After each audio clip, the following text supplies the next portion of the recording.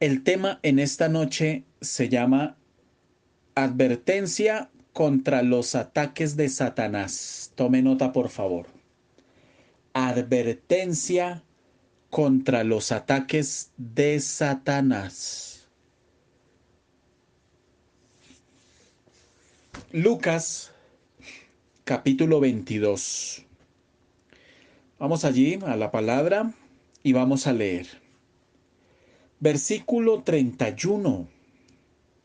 Dijo también el Señor, está hablando aquí Jesús: Simón, Simón, he aquí, Satanás os ha pedido para zarandearos como a trigo.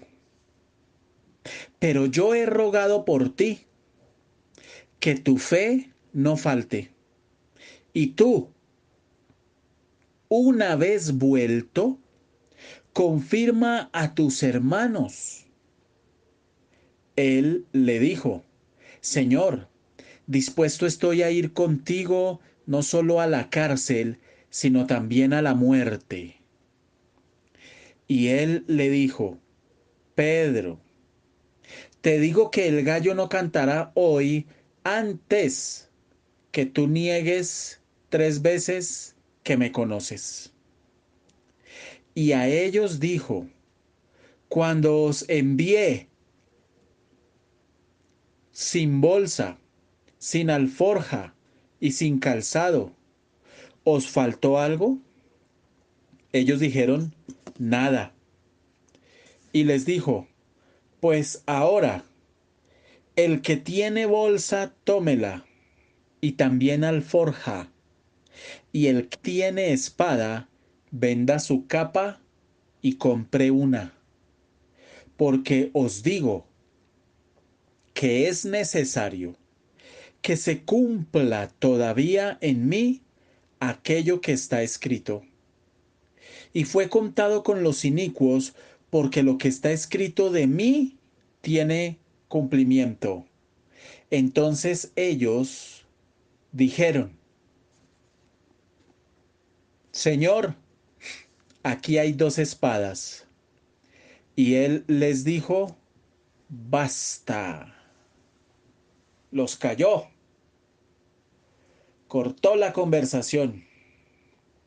Muy bien. Advertencia contra los ataques de Satanás. La función principal de Satanás, o el propósito principal de Satanás, es atacar a los hijos de Dios. Esa es la función principal. Y saber esto ayuda a entender en gran manera la vida espiritual y lo que sucede en nuestras vidas a través de las diversas situaciones que nos afligen. Y nos ayuda también a reconocer a Satanás y a resistir sus ataques. También nos ayuda a recuperarnos cuando hemos cedido a los ataques de Satanás. Y también nos ayuda a fortalecer a otros para resistir los ataques. Entonces, entender que la función principal de Satanás, tener esa conciencia de que la función principal de Satanás es atacar a los hijos de Dios, nos ayuda a 3 cosas. Repito: a reconocerlo, a reconocer sus ataques y a oponernos a esos ataques, a resistirlos. Eso es lo primero. Lo segundo, a recuperarnos de esos ataques cuando hemos cedido a esos ataques. Y tercero, a fortalecer a otros para que puedan resistir esos ataques. 3 cosas. El Señor Jesús sabía, conocía el ataque que estaba por ser lanzado en contra de los discípulos. Y este pasaje muestra, esta porción de la Biblia que acabamos de leer en Lucas 22, del 31 al 38, nos deja ver cómo el Señor Jesús preparó a sus discípulos con ese ataque o frente a ese ataque. Y hay una vigorosa advertencia de parte de Jesús. Una advertencia que el Señor le hace a los verdaderos creyentes y es esta. Satanás quiere zarandear a sus hijos. ¿Para qué? Para separarnos de Dios. Empecemos a estudiar, porque esta noche tenemos una enseñanza expositiva. Vamos a estudiar hasta donde alcancemos versículo por versículo. Empecemos con el versículo 31. Dijo también el Señor: Simón, Simón, he aquí, Satanás os ha pedido para zarandearos como a trigo. Muy bien. La advertencia: Satanás nos quiere zarandear. Eso es lo primero. Es decir, ¿zarandear qué es? Tome nota. Zarandear, el zarandeo de Satanás significa separación de Dios. Sencillo. Zarandear significa separación de Dios. Cuando usted le pregunte a alguien qué significa eso que dice la Biblia, que Satanás iba a ser zarandeado, eso significa separado, separado de Dios, del propósito de Dios. Muy bien, seguimos. Hay tres cosas en este versículo que tenemos que destacar. La primera, hay una palabrita ahí que es la palabra os. Fíjese usted, por favor, mire su Biblia y márquela con su resaltador. Os. Tenemos que dejarle, abro un paréntesis, tenemos que dejarle a nuestras Biblias todas las noches cicatrices. Las cicatrices que sentimos y demostramos de nuestro amor hacia Dios. La Biblia tiene que estar marcada de esas cicatrices. Y esas cicatrices son esas cuando usted subraya, cuando usted marca, cuando usted señala, etc. Muy bien. Entonces, esa palabra os en el griego está en plural, no en singular. Es decir, esta palabra os es plural, no singular, en el original griego. Lo que quiere decir que aquí, aunque él se dirige a Pedro, a Simón Pedro, la advertencia no era solo para Simón Pedro, la advertencia era para todos los discípulos porque en realidad todos iban a ser zarandeados como efectivamente sucedió. Porque recordemos que sí, Pedro negó al Señor, quedó registrado en la Biblia, pero si usted se fija, los otros discípulos también lo negaron. Por lo menos Pedro tuvo los pantalones de ir y estar pendiente de qué pasaba, y en esas lo reconocieron. Pero los otros, ¿dónde estaban? Entonces también había una negación o hubo una negación por parte de ellos. Hubo un zarandeo ahí. Muy bien. Entonces lo primero que tenemos que notar es esto, que esta palabra os, que en el griego es en plural, significa que Satanás iba a zarandear a todos, no solo a unos, a todos los discípulos. El Señor se dirige a Pedro porque era Pedro quien públicamente lo iba a negar. Los otros lo hicieron, pero a solapados, morrongos, como dicen por ahí en algunas zonas del país. Eso es lo primero. Pero el Señor entonces advierte, le hace esta advertencia a Pedro porque él, Pedro, era el líder del grupo, era el líder de los discípulos en ese momento y literalmente él iba a ir más allá de la deserción que era negar al Señor Jesús. La segunda cosa que tenemos que notar de este versículo 31, ya dijimos la primera es esa palabra os, que es plural, venía un ataque sobre todos. La segunda cosa que debemos mirar es el siguiente detalle. Esa palabra pedido, mire el versículo 31 y subraye por favor. Dice, he aquí Satanás os ha pedido. Esa palabra pedido viene de una raíz griega que es con X, sin H, exeitesato. Otra vez, exe con X, exe y de iglesia, exeitesato. ¿Qué significa esta palabra pedido? Significa pedir algo, obtener algo que se ha pedido insistentemente. Otra vez, obtener algo que se ha pedido insistentemente.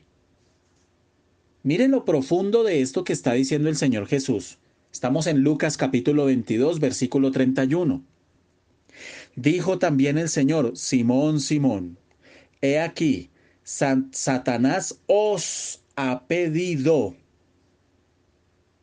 Tremendo el significado de esta palabra. Pedir algo, obtener algo que se ha pedido insistentemente. Así es Satanás. Entonces, Jesús menciona a Satanás, porque Satanás le pide permiso a Dios para hacer caer a los discípulos.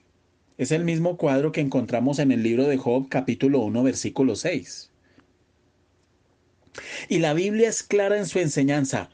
Dios es supremo, soberano de todo cuanto pasa en el universo. Lo que pasa en el universo lo permite Dios. Lo que pasa en su vida, absolutamente todo, lo permite Dios. Listo. Entonces, literalmente, el Señor nos permite a través de este pasaje como un atisbo, como una pequeña imagen de esa guerra espiritual que hay en contra de nosotros los creyentes, viendo o contando aquí que Satanás le pide permiso a Dios para zarandear. Pero hay varias cosas. Satanás tiene que pedirle a Dios permiso para probar a los hijos de Dios. Satanás está sujeto a Dios y no tiene el derecho y no tiene tampoco el poder, la libertad para tentar a los creyentes a menos que Dios se lo permita. Por eso la oración que hace el Señor Jesús cuando hace el Padre Nuestro dice, líbranos del mal, líbranos. Muy bien.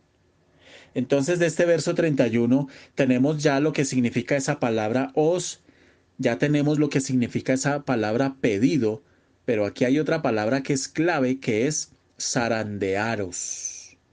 Porque Satanás pidió a los discípulos para algo específico, zarandearlos. Entonces esta palabra zarandear viene de una raíz griega que es siniasai, siniasai, y significa sacudir, separar lo bueno de lo malo, dividir.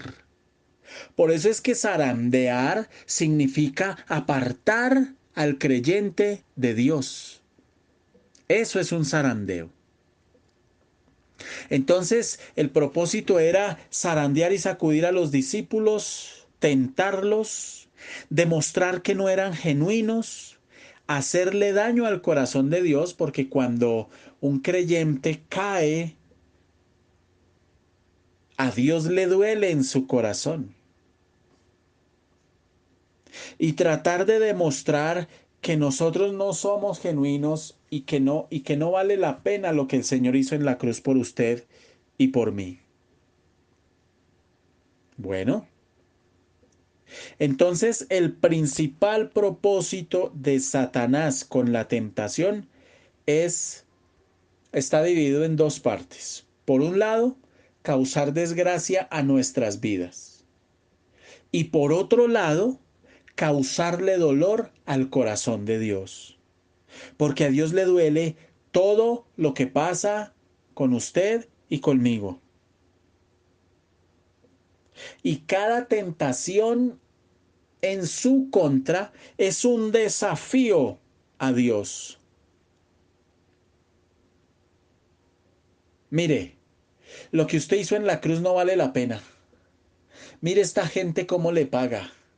Usted muere en la cruz por ellos, pero mire cómo le pagan. Mire cómo cometen errores. Mire la vida que llevan. No les importa. Tremendo, ¿no? Y tengamos en cuenta un poco el contexto. Hasta este momento la presencia de Jesús estaba a punto de ser removida de los discípulos. Jesús iba a morir. Pero los discípulos estaban pensando en términos de un reino físico y de recompensas materiales. Se presentó la prueba, por supuesto todos fallaron. Sin embargo, nosotros debemos tener en cuenta lo siguiente, que los discípulos no conocían a plenitud la obra de la cruz en ese momento. Nosotros sí. Entonces, mis amados, hasta aquí. Estamos en el verso 31. Si el propósito de Satanás es zarandear a los creyentes, apartarlos de Dios, alejarlos de la intimidad, de la comunión. Usted no se imagina lo importante que es esto.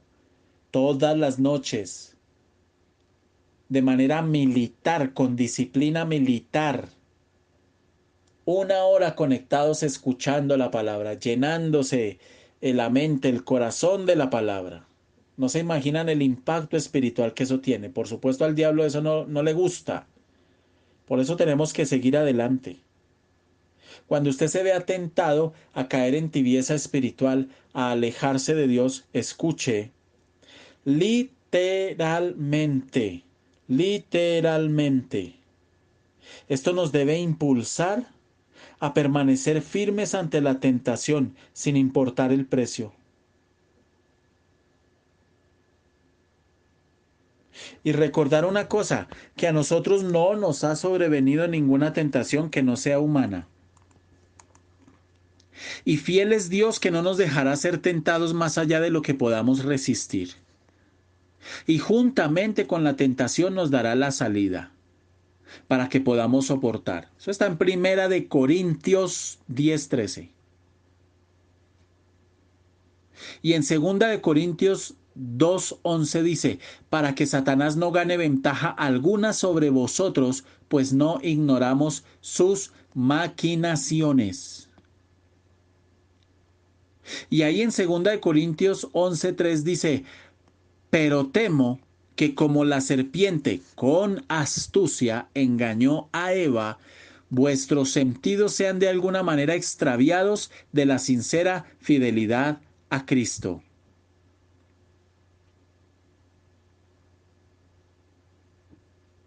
Santiago 1:14 dice, sino que cada uno es tentado cuando de su propia concupiscencia es atraído. Es decir, cuando usted tiene un apetito en su carne que está desordenado, eso es concupiscencia, apetitos desordenados, usted va a ser atraído.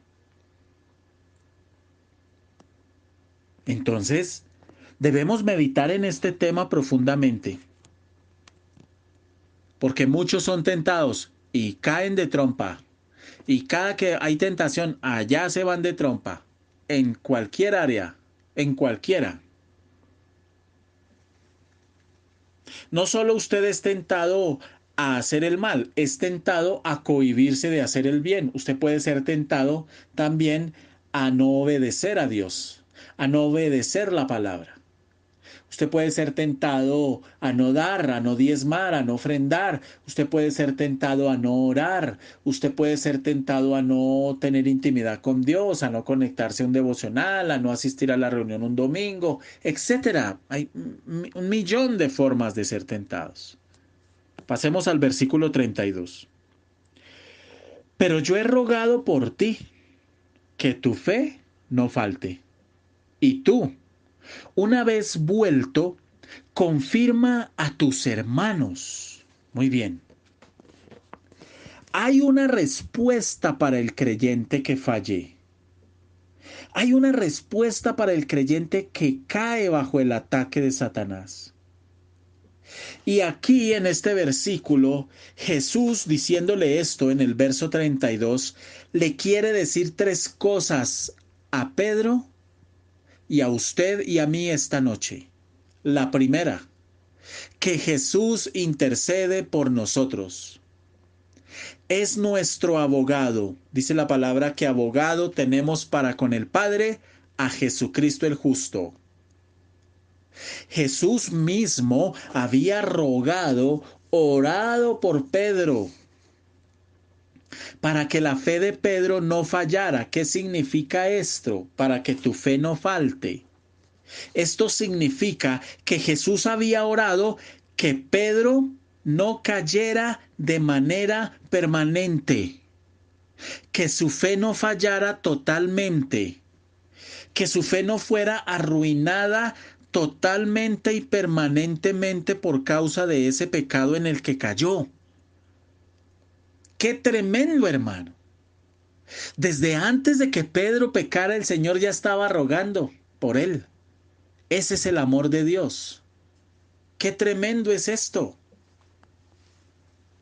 Entonces el Señor está orando antes de que Pedro cometiera este pecado, pero yo he rogado por ti que tu fe no falte.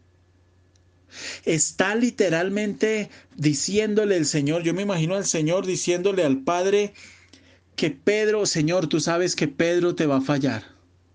Señor, tú sabes que Pedro va a caer. Tú sabes que Pedrito, tú lo conoces, Señor. Tú sabes quién es este Pedrito. Mira, Señor, él va a caer, él va a tropezar. Pero yo te ruego, Señor, no lo dejes caído. Mira, no permites que Pedro, él me va a negar a mí antes de que el gallo cante. Él me va a negar 3 veces, pero yo te pido que él no caiga, Señor, en la tentación de negarme de manera permanente. Que él pueda arrepentirse y apartarse, Señor. Qué tremendo, hermano. Y hoy día, siendo Jesús nuestro abogado, está orando por usted y por mí.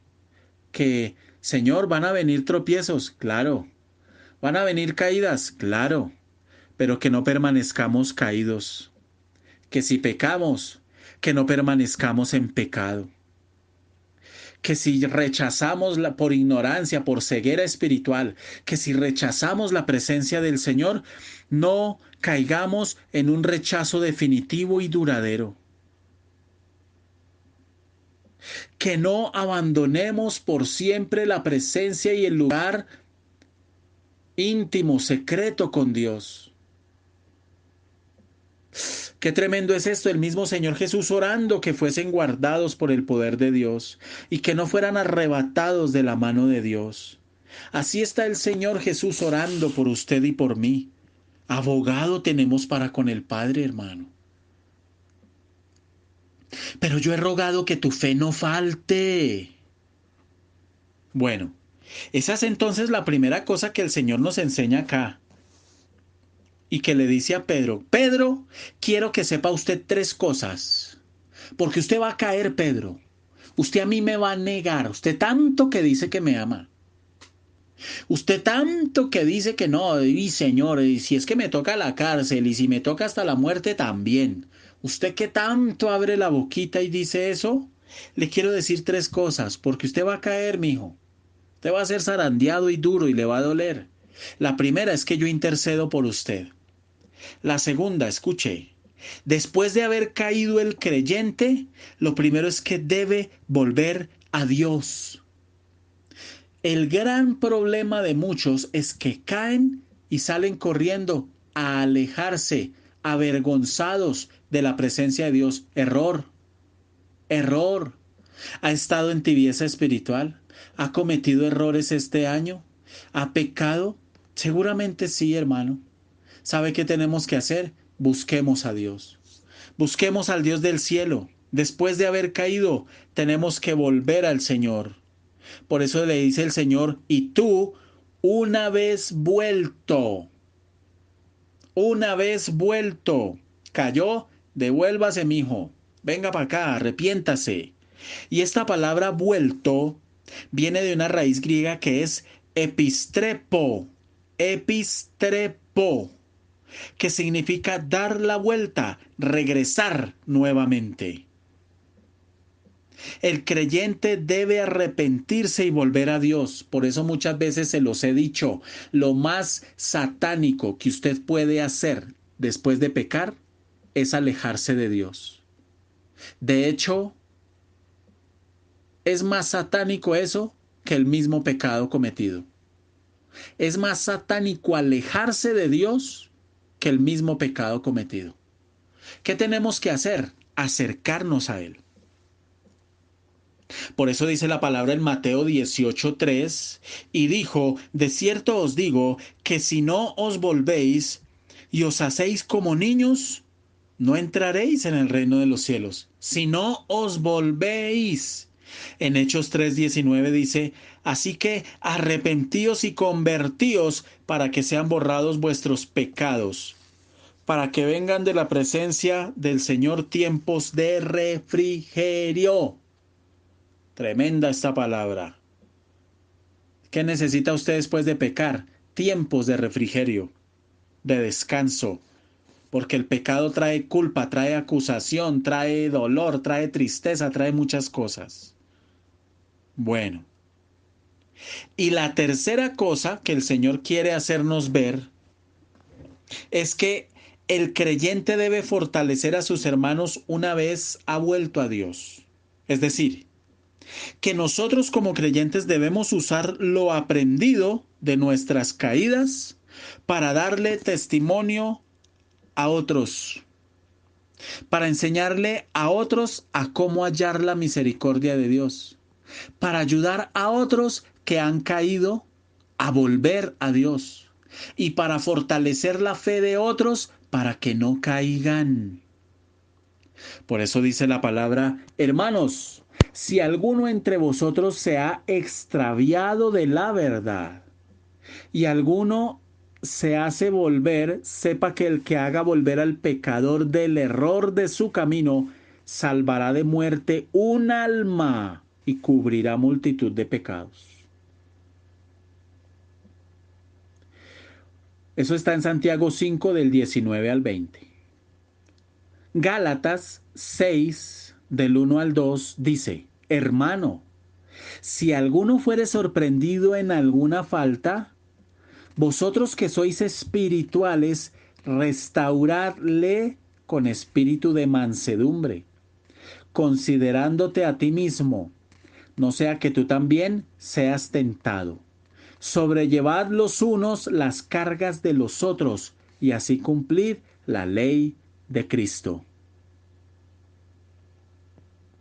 Entonces, en este versículo 32, el Señor Jesús nos enseña tres cosas. La primera, que Él intercede por nosotros. La segunda, que después de haber caído tenemos que volver al Señor. Y la tercera, que esas caídas las tenemos que utilizar ¿para qué? Literalmente para fortalecer a otros en la fe. Muy bien. Seguimos con el versículo 33 al 37. Leamos. Él le dijo, Señor, dispuesto estoy a ir contigo no solo a la cárcel, sino también a la muerte. Y él le dijo, Pedro, te digo que el gallo no cantará hoy antes que tú niegues 3 veces que me conoces. Y a ellos dijo, cuando os envié sin bolsa y sin alforja y sin calzado, ¿os faltó algo? Ellos dijeron, nada. Y les dijo, pues ahora el que tiene bolsa tómela y también alforja, y el que no tiene espada venda su capa y compre una, porque os digo que es necesario que se cumpla todavía en mí aquello que está escrito. Y fue contado con los inicuos, porque lo que está escrito de mí tiene cumplimiento. En estos 4 versículos hay 4 prevenciones contra el ataque de Satanás. Tome nota, por favor. 4 prevenciones. Prevención número 1. Debemos conocer la diferencia entre una entrega carnal y una entrega espiritual.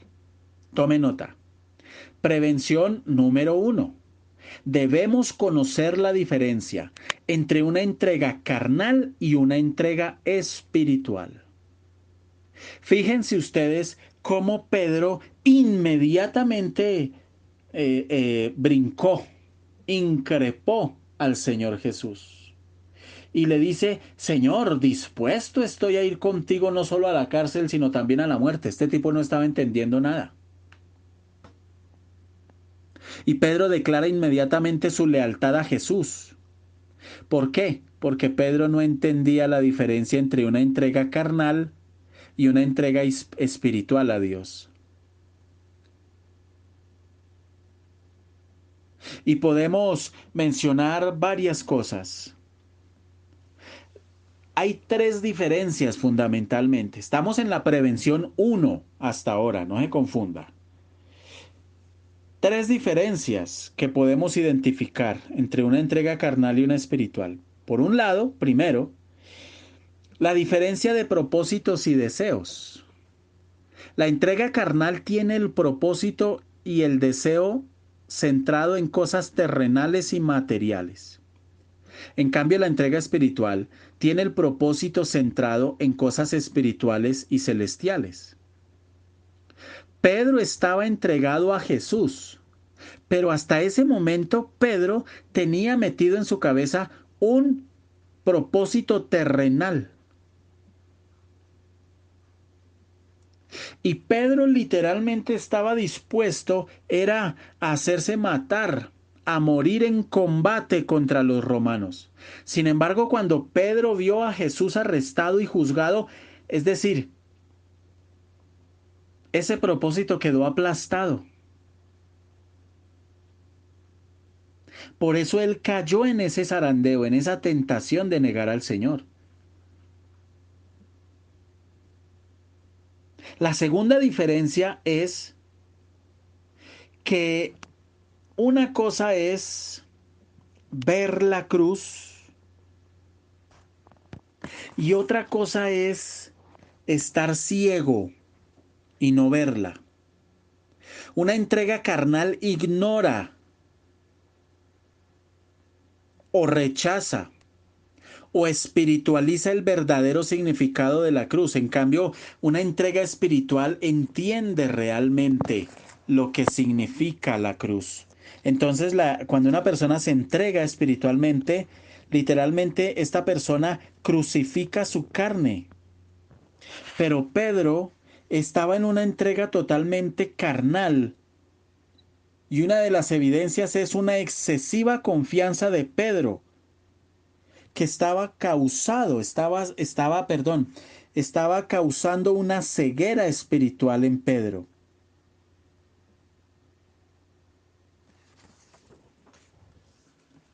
Y la tercera diferencia radica en que literalmente una cosa es conocer la debilidad de la carne humana y otra cosa es ignorarla.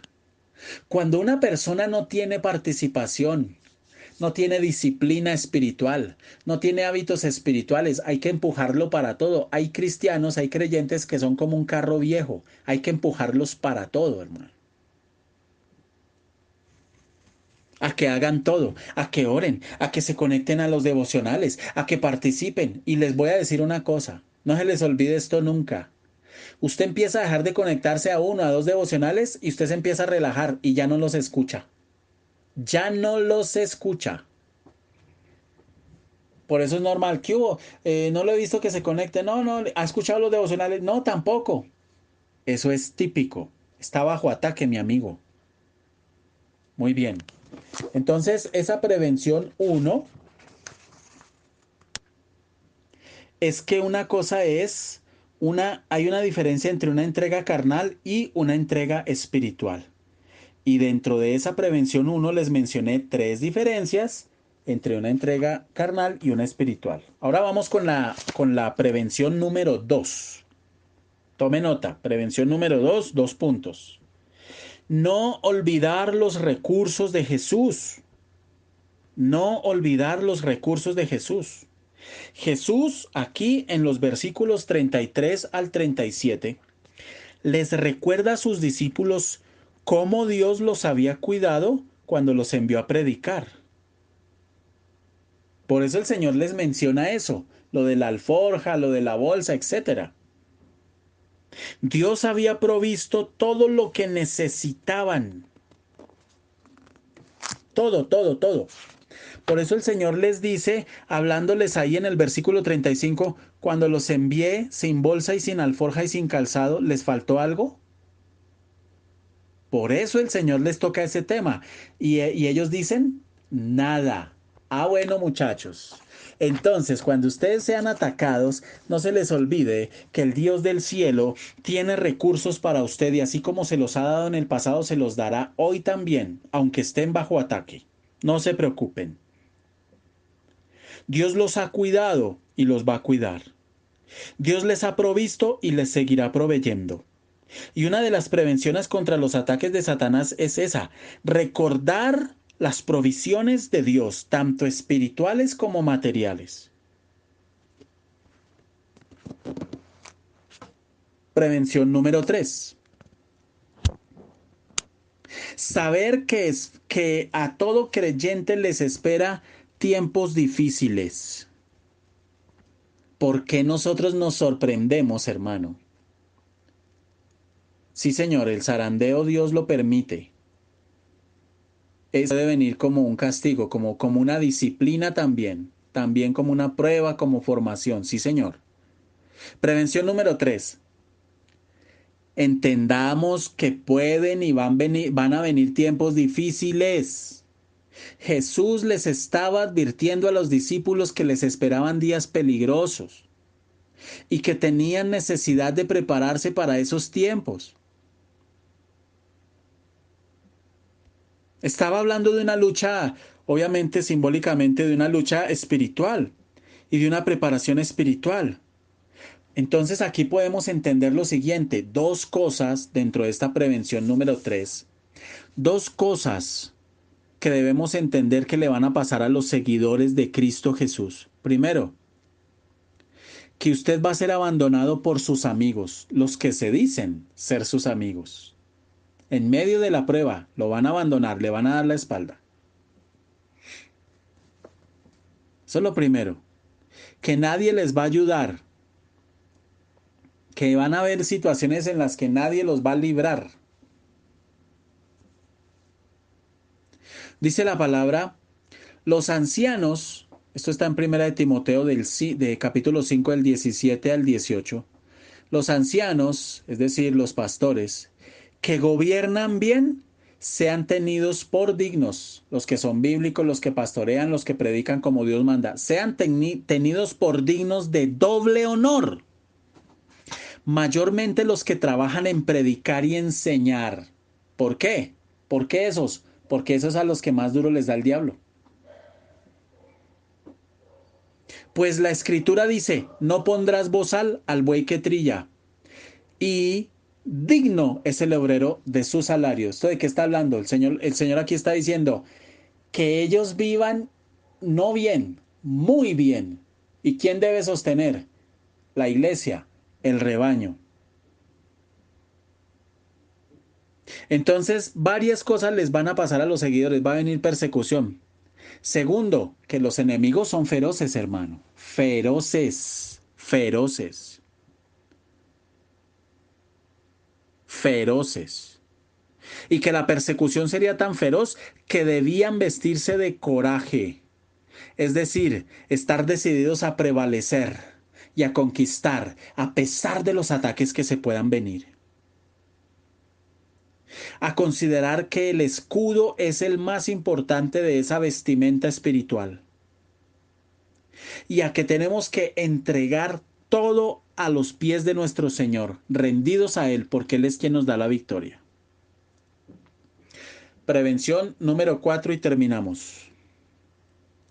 Saber que Jesús es el siervo sufriente de Dios. Entenderlo. Porque es que cuando nosotros tenemos problemas, actuamos, hablamos, pensamos y nos comportamos como si nosotros fuéramos los super, hiper, mega mártires. Los más sufridos de los más sufridos. Jesús, lo que padeció Jesús en la cruz, quedó en pañales. Y así vamos a orar. Es que tú no te dueles de mi dolor. Es que a ti no te importa lo que a mí me pase.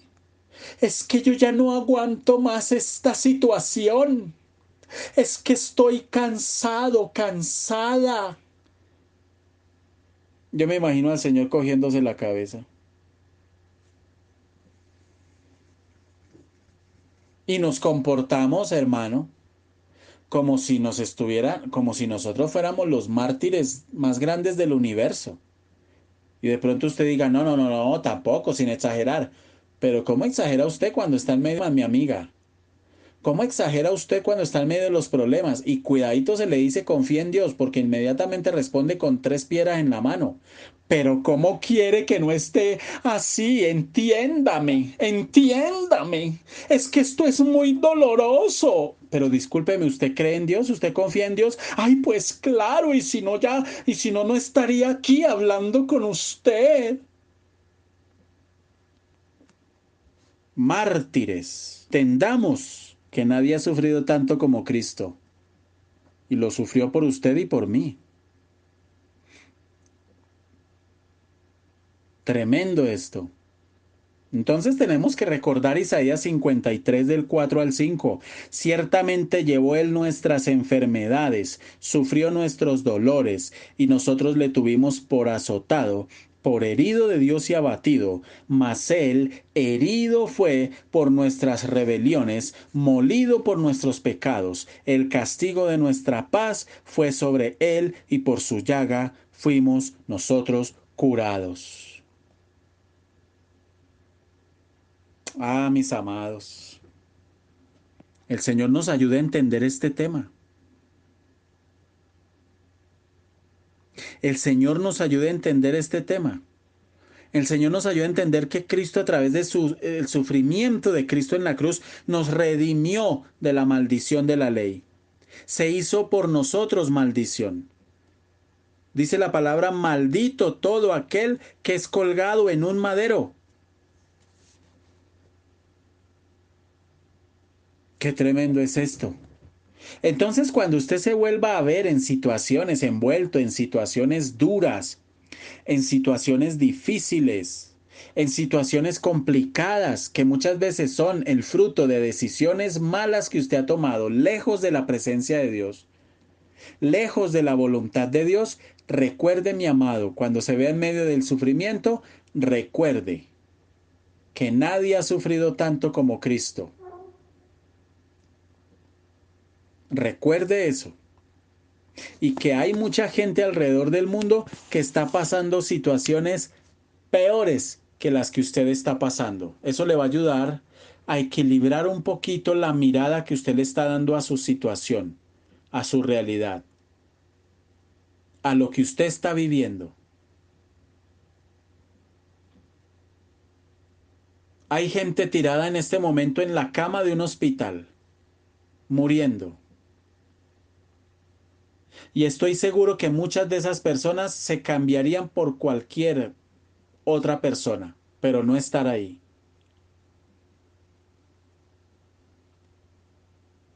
Dios nos ayude. Señor, en el nombre de Jesús, ponemos en tus manos esta enseñanza. Y yo te pido esta noche que cada persona que escuche este devocional y todos los devocionales de embajadores y las enseñanzas que damos los domingos en nuestras reuniones presenciales sea llevada a libertad. Aquí no predicamos un evangelio aguado, aquí predicamos la palabra de Dios, porque el evangelio aguado no salva. El evangelio aguado no salva absolutamente a nadie. Nosotros predicamos la palabra. Y tu palabra dice, Señor, conoceréis la verdad y la verdad os hará libres. Señor, es verdad. Somos tus hijos, pero también es cierto que vamos a sufrir ataques y cuando vengan, danos la fuerza. Danos la sabiduría para mantenernos firmes, porque las cosas tienen un fin. El diluvio tuvo un comienzo y tuvo un fin. Los amigos de Daniel no estuvieron para siempre metidos en un horno. No ha habido prueba que dure para siempre. No ha habido tormenta que dure para siempre. Ayúdanos a soportar firmes en el nombre de Jesús.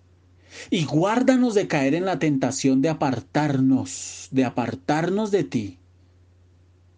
En el nombre poderoso de Cristo te lo pedimos. Danos disciplina, ahínco, coraje para seguir adelante. Danos la fuerza de voluntad para desarrollar hábitos bíblicos cada día, cada noche, Señor. Te damos gracias, bendito Dios del cielo, en el nombre de Jesús. Amén y amén.